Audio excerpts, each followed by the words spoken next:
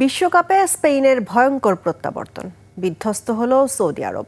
৪-০ ব্যবধানে জিতে নিজেদের শক্তিমত্তার জানান দিল আমেরিকা বিশ্বকাপের অন্যতম ফেভারিটরা।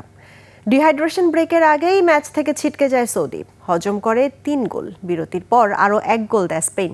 জোড়া গোল করেছেন মিকেল ওয়ারসেবাল। আকাশুজ্জামানের রিপোর্ট। বিনিয়োগ হোক বিশ্বস্ত, আমার পছন্দ সল্ট বে।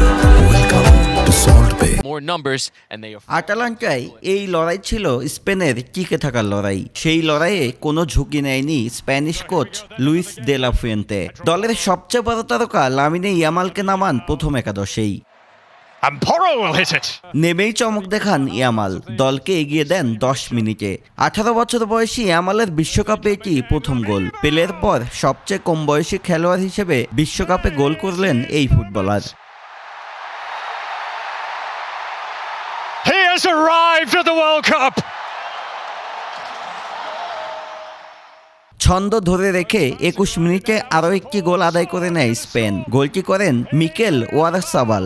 ডিহাইড্রেশন ব্রেকের আগে জোড়া পূর্ণ করেন রিয়াল সোসিয়েদাদের এই স্ট্রাইকার। বিরতির আগেও বেশ কয়েকটি সুযোগ পায় স্পেন, যদিও আর গোল পাওয়া হয়নি। দ্বিতীয়ার্ধের শুরু থেকে আর মাঠে নামেননি ইয়ামাল, তবে খেলার ধার একটুও কমেনি স্পেনের। ৪৯ মিনিটে চতুর্থ গোল পায় ২০১০ সালের চ্যাম্পিয়নরা। কুকরেয়ার বুলেট গতির শট সৌদি গোলকিপার ঠেকিয়ে দিলেও তাদের ডিফেন্ডারের পায়ে লেগেই বল জালে জড়ায়।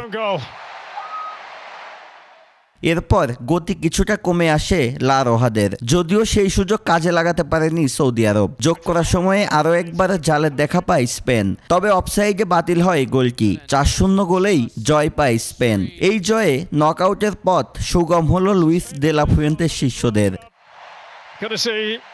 আকাশুজ্জামান, ২১ টেলিভিশন।